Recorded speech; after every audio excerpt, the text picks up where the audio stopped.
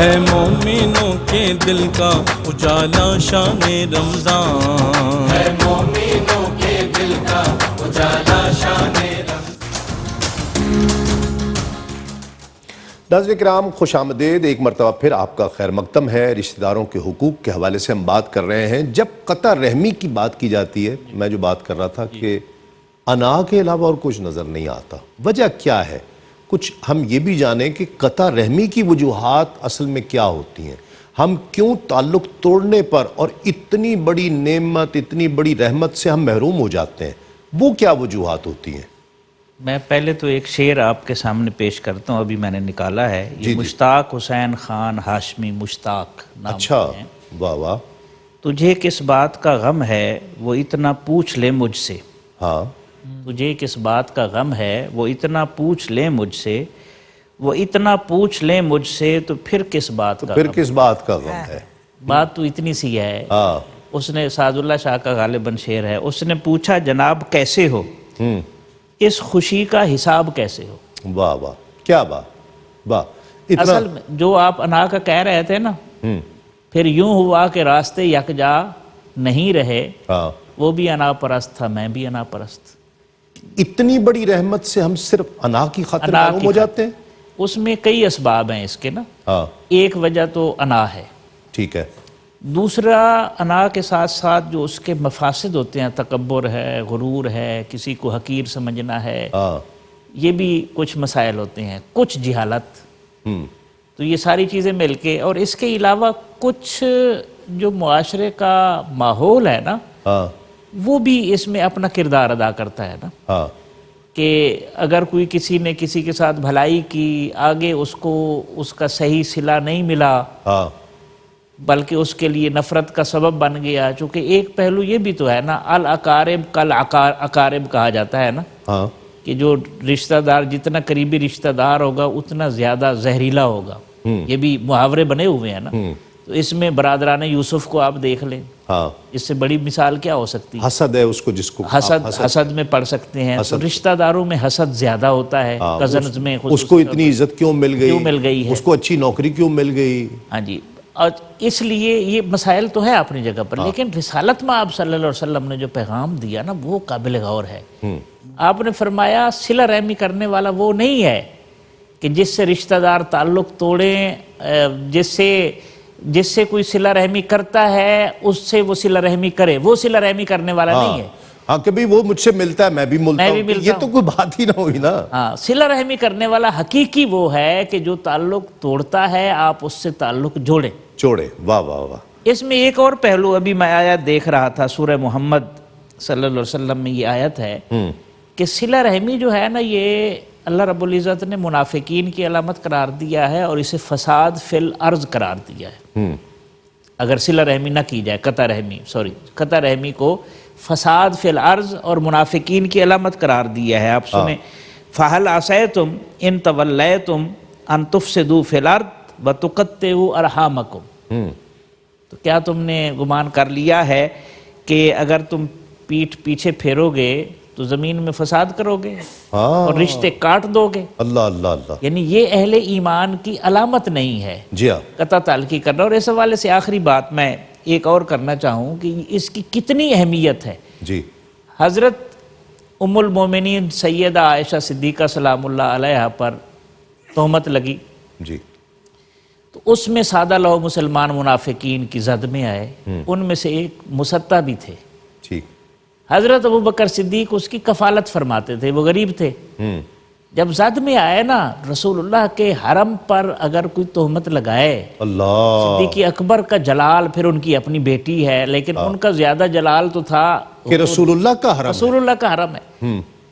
جب انہوں نے امداد روکی نا، رب نے قرآن اتارا، ہائے ہائے ہائے، قرآن اتارا اور آیت سنیں، اللہ تعالی نے فرمایا جو تم میں سے اولو الفضل ہے نا اور وسعت والے لوگ ہیں، انہیں نہیں چاہیے کہ وہ اپنے قریبی رشتہ داروں کو، مساکین کو، مہاجروں کو محروم رکھیں۔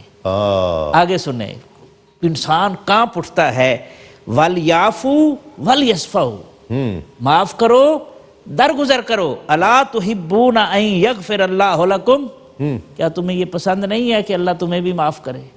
بے شک بے شک، جب یہ آیت اتری نا، کہتے ہیں صدیق اکبر نے ہاتھ کھڑے کیے اور عرض کرتے تھے یا اللہ ہم چاہتے ہیں کہ ہمیں معاف کیا جائے، ہم چاہتے ہیں کہ ہمیں معاف کیا۔ واہ واہ واہ، یعنی اتنے بڑے جرم کے باوجود بھی صلہ رحمی کو ختم کرنے کی اجازت نہیں دی۔ یقیناً بالکل۔ قطع رحمی کرنے والا تو میں ایک جگہ پڑھ رہا تھا کہ آپ سے رہنمائی چاہوں گا کہ وہ جو راتیں رحمتوں والی راتیں ہیں، رحمت برس رہی ہے، سب کے لیے مغفرت بخشش کا مژدہ ہے، وہ محروم رہ جاتے ہیں ان راتوں میں بھی۔ اتنی بڑی بات ہے۔ جی ایسا ہی ہے تسلیم بھائی، جو احادیث میں ملتا ہے کہ 5 راتیں ایسی ہیں جو مغفرت والی ہیں، بخشش والی ہیں، جن میں عید الفطر کی رات ہے، جی ہاں، عید الاضحیٰ کی رات ہے، اسی طرح شب برات کی رات ہے، اور بھی مختلف راتیں جو بیان ہوئیں، ان میں ایک جو شرک کرنے والا ہے اور دوسرا قطع تعلق کرنے والا، قطع رحمی کرنے والا، ان دونوں کو اللہ رب العزت اپنی رحمت سے دور کر دیتا ہے۔ اللہ اب یہ کتنی بڑی بات ہے کہ ایک طرف اللہ رب العزت کے ساتھ کسی کو شریک ٹھہرانا، اس جرم کی تو معافی ہے ہی کوئی نہیں۔ جی ہاں، انسان جتنا زیادہ عبادت گزار بھی بن جائے، لیکن یہاں پہ اگر تھوڑا سا بھی پھسل جائے گا تو وہ سب سے بڑا ساری گناہ، عبادت سب سے بڑا ضائع گناہ، ہو جائے گا، سب سے بڑا۔ جی ہاں، اور اس کے ساتھ پھر قطع رحمی کرنے والے کو بھی اسی درجے میں کھڑا کیا گیا کہ اللہ رب العزت کی جب رحمت عروج پہ ہوتی ہے، حدیث مبارکہ میں آتا ہے کہ اللہ رب العزت اپنی شان کے مطابق آسمان دنیا پہ جلوہ افروز ہوتا ہے اور صدا بلند کرتا ہے، ہے کوئی مانگنے والا مجھ سے سوال کرے میں اسے عطا کروں، ہے کوئی رزق میں وسعت چاہنے والا مجھ سے سوال کرے میں اس کے رزق کو فراخ کروں، ہے کوئی بیمار مجھ سے شفا مانگے میں شفا عطا فرماؤں۔ اس کیفیت میں جب ہر بندے کو معافی مل رہی ہے، گناہگار سے گناہگار ترین انسان بھی ہے، بڑے سے بڑا گناہ بھی سرزد ہو جائے، ایک دفعہ رب کی بارگاہ میں شرمندہ ہو کے پلٹے، سر کو جھکائے، سر سجدے میں رکھے، اللہ سارے گناہ معاف کر دیتا ہے۔ کتنی بڑی محرومی ہے کہ اس میں بھی نہ بخشا جائے، اس میں بھی قطع رحمی کرنے والے کو بخشا نہیں جائے گا۔ اللہ۔ اور عمومی طور پر ہم دیکھتے ہیں کہ ہم اگر کسی کا صلہ رحمی کرتے ہیں، کسی کو اگر اللہ رب العزت نے مال زیادہ دیا ہے اور اپنے کسی غریب جو رشتہ دار ہے اس کی وہ کفالت کرتا ہے، تو وہ اس زوم میں بھی ہوتا ہے، وہ تکبر یا غرور بھی ہوتا ہے کہ میں احسان کر رہا ہوں۔ یہ احسان نہیں ہے، یہ اللہ رب العزت کا فضل ہے کہ اس نے دینے والا ہاتھ بنایا ہے، یہ خوئے کریمی ہے۔ یہ ہمیں چاہیے کہ ہم اس پہ اللہ رب العزت کا شکر ادا کریں کہ اللہ رب العزت نے ہمیں دینے والا بنایا، لینے والا نہیں بنایا۔ اور اگر ہم احسان کو اس سوچ میں رہیں گے کہ ہم احسان کر رہے ہیں یا بہت بڑی کوئی نیکی کر رہے ہیں، تو پھر اس میں جو اجر ہے وہ سارا ضائع ہو جائے گا۔ قرآن مقدس میں اللہ رب العزت نے ارشاد فرمایا یا ایھا الذین آمنوا لا تبطلوا صدقاتکم بالمن والاذی، کہ جو لوگ یہ سمجھتے ہیں، اے ایمان والو جو تم میں سے سمجھتا ہے کہ میں احسان کر رہا ہوں یا وہ رشتہ داروں کو اذیت دے رہا ہے، وہ تانے کی اذیت ہو سکتی ہے کہ میں تمہیں کھلاتا ہوں، یا کسی اور چیز ہو سکتی ہے، وہ بنیادی طور پہ انسان کی فطرت یہ ہے کہ جب وہ کسی سے کچھ لیتا ہے تو اس کے آگے سر جھکاتا ہی ہے، اس کے سامنے جو پنجابی میں کہتے ہیں نیویاں ہو کے وہ گزرتا ہے۔ لیکن اللہ رب العزت نے منع فرمایا کہ اگر احسان کی کیفیت سمجھو گے، غرور یا فخر یا تکبر آئے گا تو اللہ رب العزت ساری نیکیوں کو ضائع فرما دے گا۔ اللہ اکبر، کتنا بڑا یہ محرومی، کتنی بڑی محرومی ہے۔ اور ایک میں وہ آگے جانے کی پہلے جیسے عرض کر دوں آخری بات کہ یہ حدیث مبارکہ میں ہے کہ جو صلہ رحمی ہے اللہ کے عرش کے ساتھ لٹکی ہوئی زنجیر ہے، جو اسے توڑے گا اللہ کے ساتھ اس کا تعلق ختم ہو جائے گا۔ حاجی صاحب بسم اللہ۔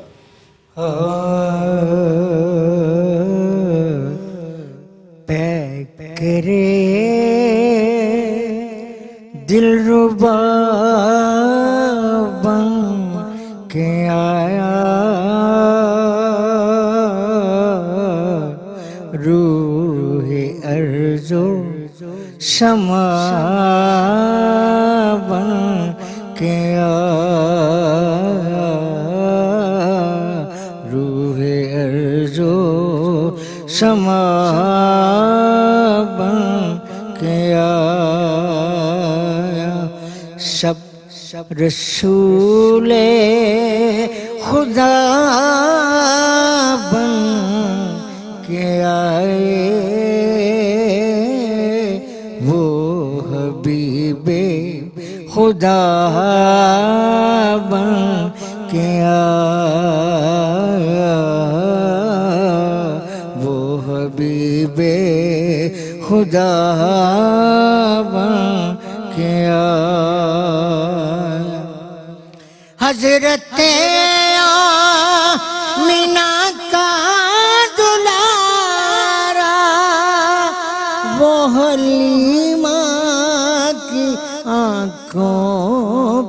کا تارا، وہ حلیمہ کی آنکھوں کا تارا، وہ شکستہ دلوں کا سہارا،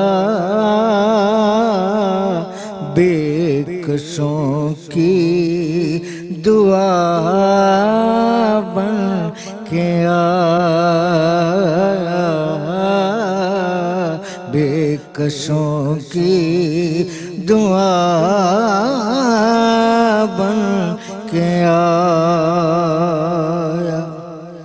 دست قدرت نے ایسا سجایا، حسن تخلیق کو رشک آیا، حسن تخلیق کو رشک آیا، جس کا پایا کسی نے نہ پایا، جس کا پایا کسی نے نہ پایا،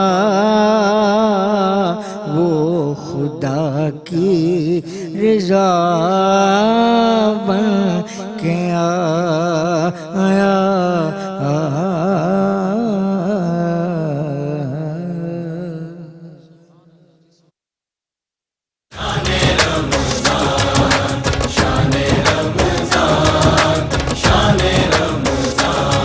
ہے مومنوں کے دل کا اجالا شان رمضان، ہے مومنوں۔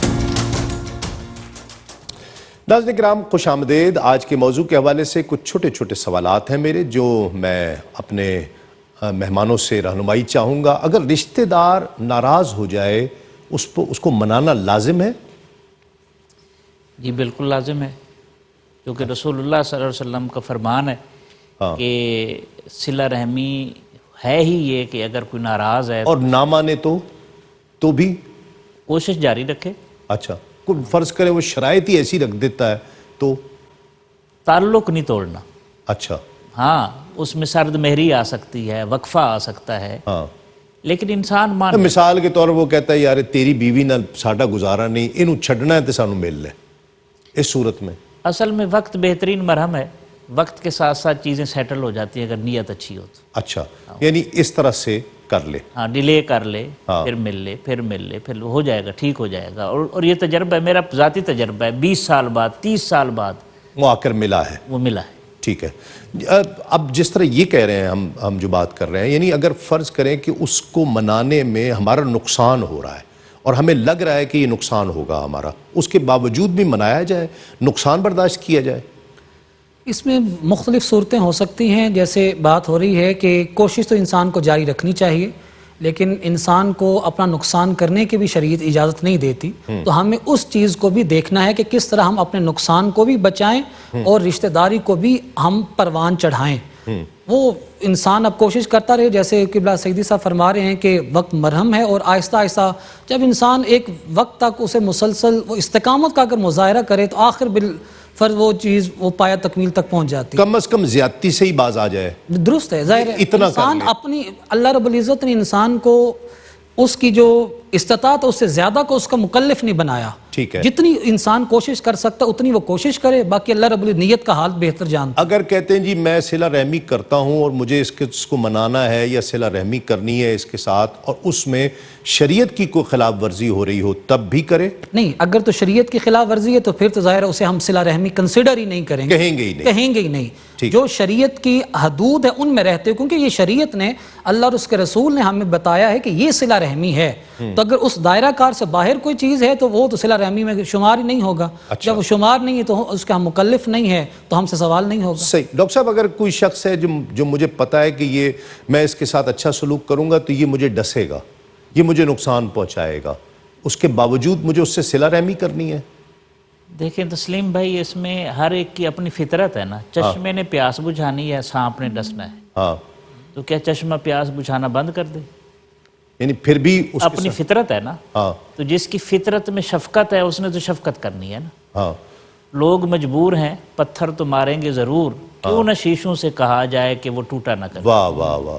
تو ایسا بھی تو مزاج ہونا چاہیے. اچھا تو وہ جو کہا گیا کہ ایک مومن کی شان نہیں ہے کہ ایک سوراخ میں سے 2 بار ڈسا جائے، اس سے پھر کیا مراد ہوئی؟ لیکن اس میں بڑی دلچسپ آپ موڑ پر سوال لے آئے ہیں. قرآن پاک میں اللہ تعالیٰ نے ایک مقام پر فرمایا ہے کہ اے ایمان والو، تمہاری بیویوں میں سے اور تمہاری اولاد میں سے تمہارے دشمن ہو سکتے ہیں.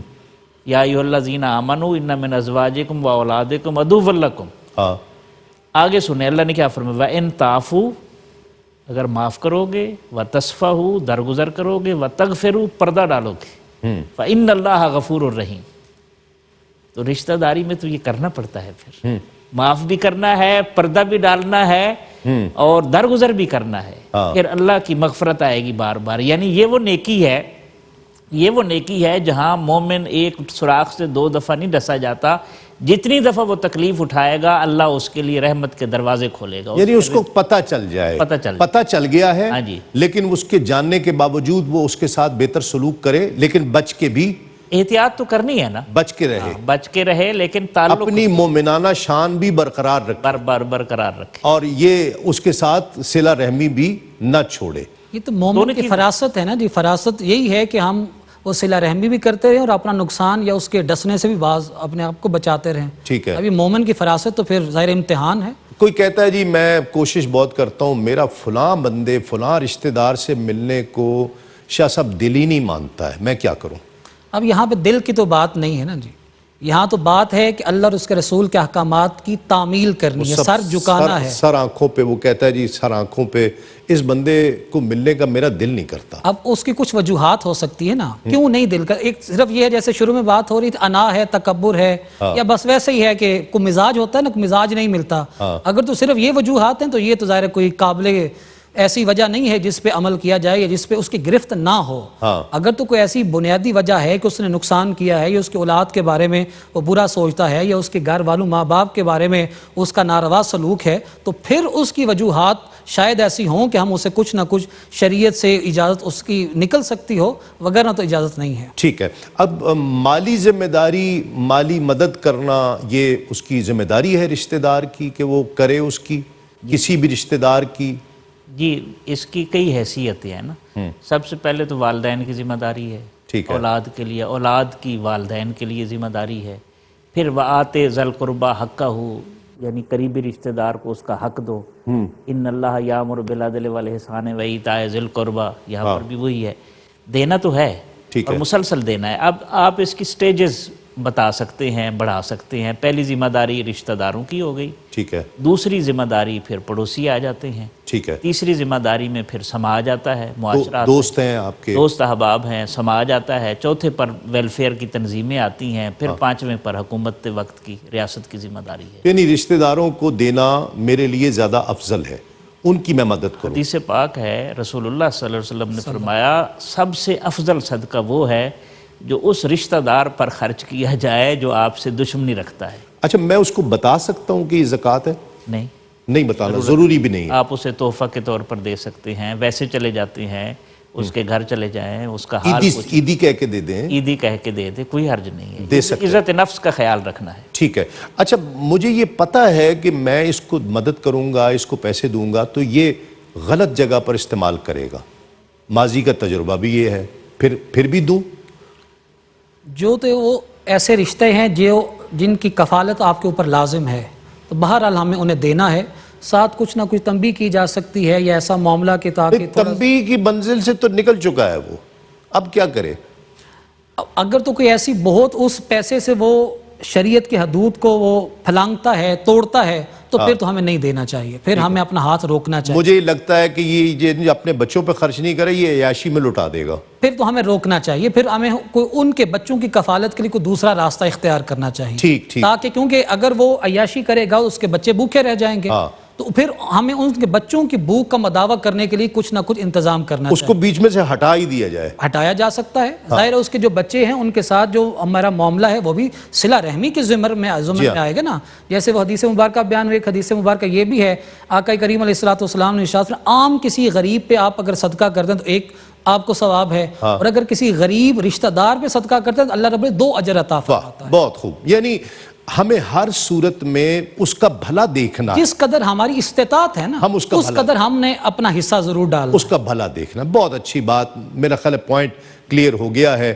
کلام شامل کرتے ہیں حاجی صاحب، بسم اللہ۔ دلوں سے غم مٹاتا ہے محمد نام، ایسا ہے دلوں سے غم مٹاتا ہے محمد نام، ایسا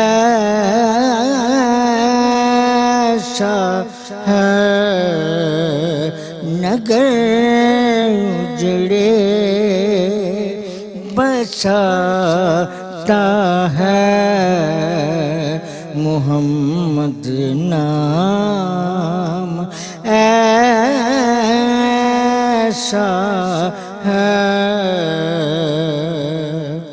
محبت کے کنول کھلتے ہیں ان کو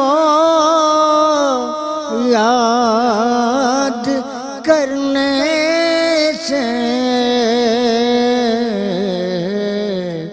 بڑی خوشبوئیں لاتا ہے محمد نام، ایسا ہے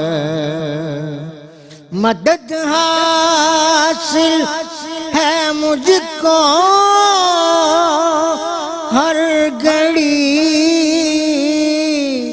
شاہ مدینہ کے، مدد حاصل ہے مجھ کو ہر گھڑی شاہ مدینہ کے، میری بگڑی بناتا ہے محمد نام، ایسا ہے میری بگڑی بناتا ہے محمد نام، ایسا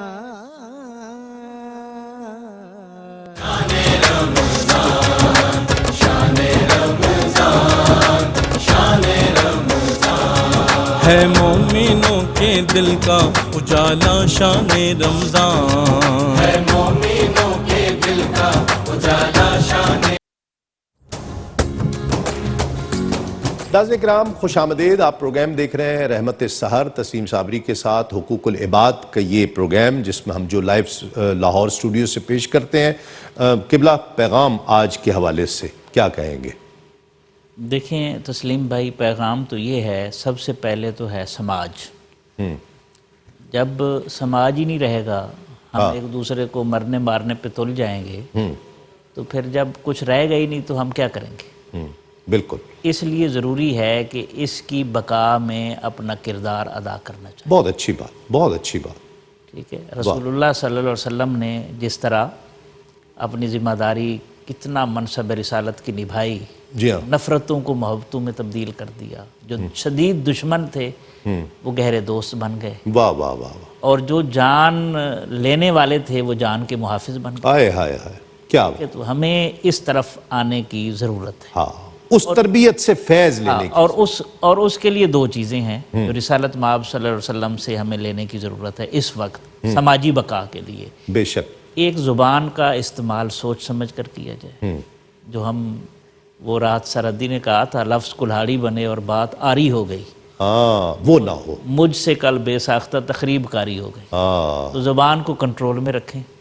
میٹھی زبان 100 مشکلیں آسان کر دیتی ہے، نمبر 1. اور نمبر 2 جو ہے اپنے ہاتھ کو کشادہ کر لیں. واہ واہ بس 2 چیزیں اگر یہ شروع ہو جائیں نا، واہ میرے خیال میں 99% ہمارے مسائل. بہت اچھی بات. آپ نے تو ڈاکٹر صاحب نچوڑ نکال کر رکھ دیا ماشاءاللہ. قبلہ کیا فرمائیں گے؟ تسلیم بھائی گزارش یہ ہے کہ یہ ماہ مقدس نزول قرآن کا مہینہ ہے. قرآن مقدس میں 6236 آیات ہیں. جی. اور اگر ان آیات کا ہم بغور مطالعہ کریں تو ہمیں جو عبادات کے متعلق آیات ہیں صرف 130 ملتی ہیں، جی جو قرآن کا صرف 2% بنتی ہیں. جی. اور اگر معاملات اور اخلاقیات پہ قرآن مقدس کی آیات کو ہم گننا شروع کریں تو 1504 بنتی ہیں، جو قرآن کا 25% بنتا ہے. قرآن مقدس جہاں ہمیں عبادات کا درس دیتا ہے وہاں عبادات سے، کیونکہ عبادت میری ذات کے لیے ہے، میری عبادت کا آپ کو کوئی فائدہ نہیں ہے. بہت ہو تو ہو سکتا ہے میرے باپ کو ہو جائے فائدہ، میری ماں کو ہو جائے، جی ہاں.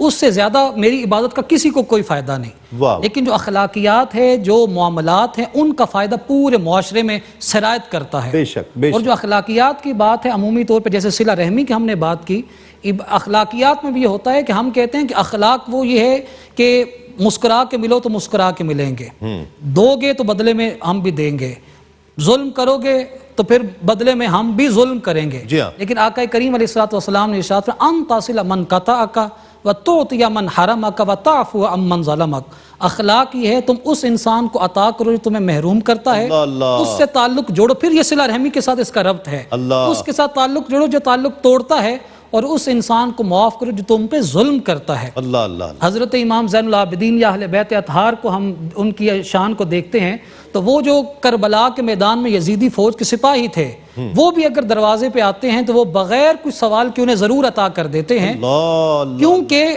وہ کہتے ہیں کہ وہ تمہارا عمل تھا، یہ ہمارا عمل ہے کہ واہ ہم واہ. نبی کے گھر والے ہیں. کیا بات. ہمارا اخلاق یہ ہے چاہے دشمن بھی ہو سوال کرے تو اس کا سوال ضرور پورا کرنا ہے. بہت تو ہم اپنے رشتہ داروں کے سوال پورے نہیں کر سکتے. اللہ نے جتنی استطاعت دی ہو اس کے مطابق ہمیں اپنے اوپر جو ہمارے فرائض عائد ہیں وہ فرائض ضرور پورے کرنے چاہیے. اللہ رب العزت مجھے اور آپ کو توفیق عطا فرمائے. بہت شکریہ ڈاکٹر صاحب. قبلہ آپ کا بہت شکریہ. شاہ صاحب بہت شکریہ آپ کی آمد کا. حاجی صاحب آپ کی بھی آمد کا بہت شکریہ. آخر میں آپ کلام پیش کریں گے. ناظرین کرام، روایت میں آتا ہے کہ حضور نبی کریم صلی اللہ علیہ وآلہ وسلم کی بارگاہ میں ایک صحابی عرض کرتے ہیں کہ ہم یوم عرفہ کے دن آقا علیہ السلام کی خدمت میں حاضر تھے. بہت سے صحابہ کرام تھے.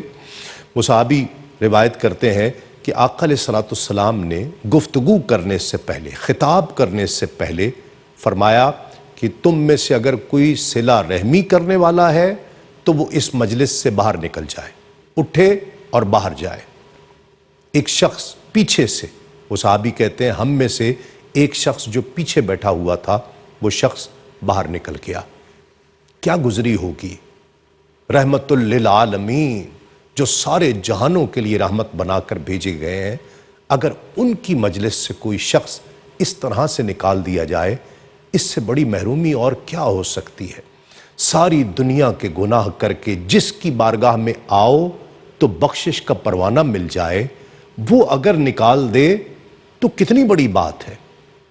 ابھی خطاب جاری تھا کہ کچھ دیر گزری، وہ شخص واپس مجلس میں لوٹ آیا. آقا علیہ السلام نے اسے دیکھا، فرمایا پوری مجلس سے ایک تم اٹھے تھے، باہر گئے اور پھر واپس لوٹ آئے ہو، کیا ہوا؟ وہ عرض کرتے ہیں کہ یا رسول اللہ، جب آپ نے یہ فرمایا کہ صلہ رحمی جو نہیں کرتا قطع رحمی کر رہا ہے، وہ اس مجلس سے اٹھ جائے، باہر چلا جائے، تو میں کانپ اٹھا. میں اٹھ کر فوراً دوڑا، قریب ہی میری خالہ کا گھر ہے، میں ان کے پاس پہنچا. وہ خالہ ایک زمانے سے مجھ سے ناراض تھی. میں ان کی خدمت میں حاضر ہوا. وہ بھی مجھے دیکھ کر حیران ہو گئیں کہ آج بے وقت تم کیسے آ گئے. میں ان کے پاس پہنچا اور معافی مانگی کہ میں نے اگر کوئی بھی زیادتی کی ہے، آپ کا فرمان یا رسول اللہ میں نے انہیں سنایا اور میں نے ان سے معافی مانگی کہ مجھے معاف کر دیجئے، اللہ اور اس کے رسول کی خاطر معاف کر دیجئے. انہوں نے مجھے معاف کر دیا. میں نے بھی ان کے لیے دعا کی، انہوں نے مجھے دعا دی. میں واپس پلٹ کر آپ کی خدمت میں حاضر ہو گیا. آقا علیہ السلام نے فرمایا تم نے بہت اچھا کیا. اللہ رب العزت اس قوم پر اپنی رحمت کے دروازے بند کر دیتا ہے جس قوم میں صلہ رحمی کرنے والے موجود نہ ہوں۔ ناظرین کرام، انا کو مارنا پڑتا ہے، انا کو۔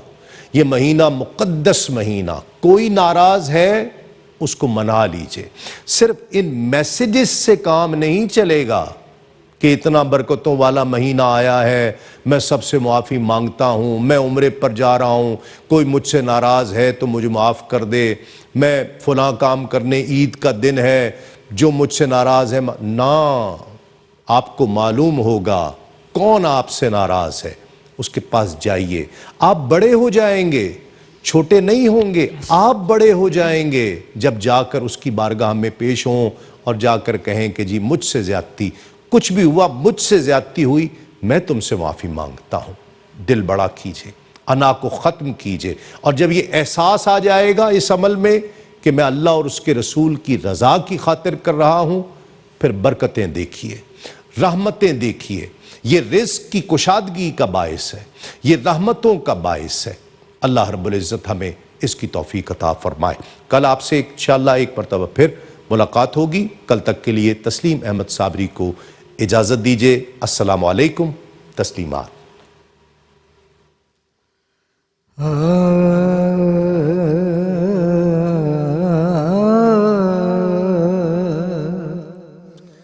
ایسا طالب کوئی نہیں ہے جیسا حق تعالی ہے،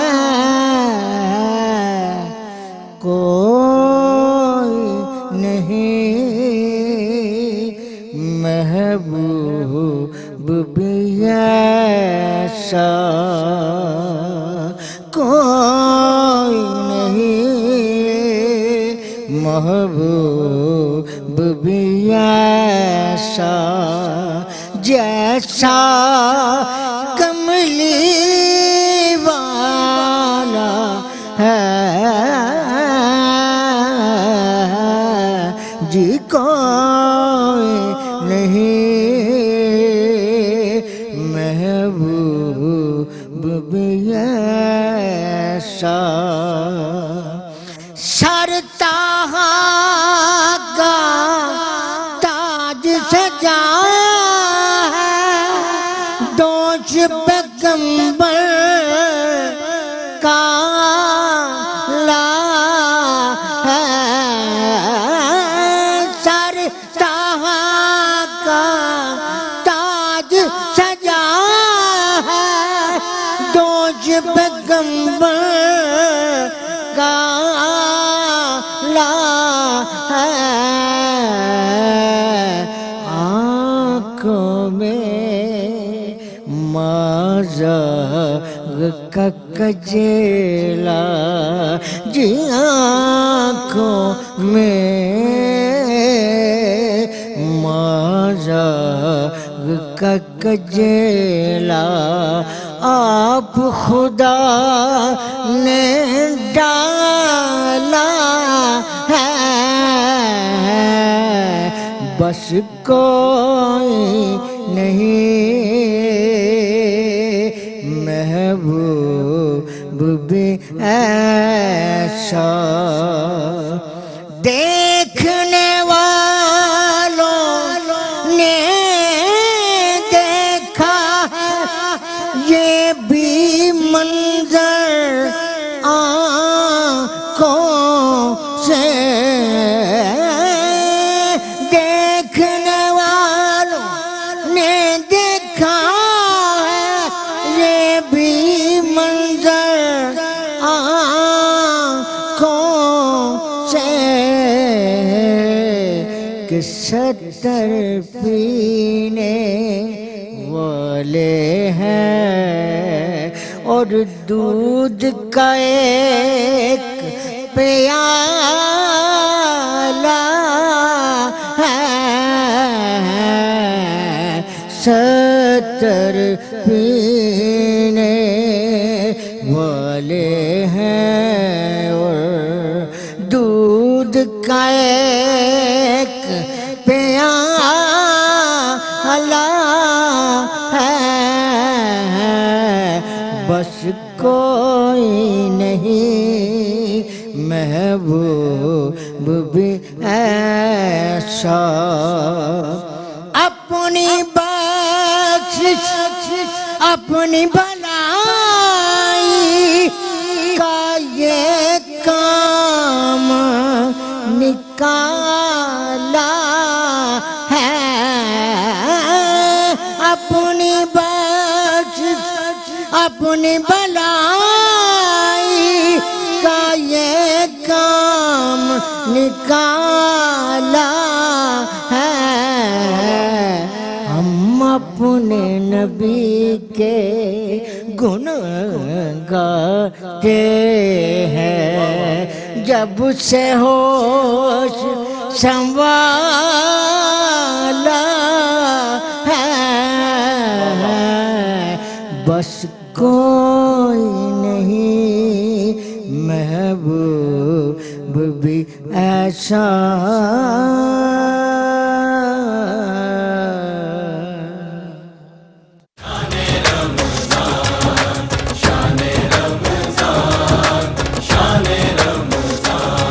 ہے مومنوں کے دل کا اجالا شان رمضان۔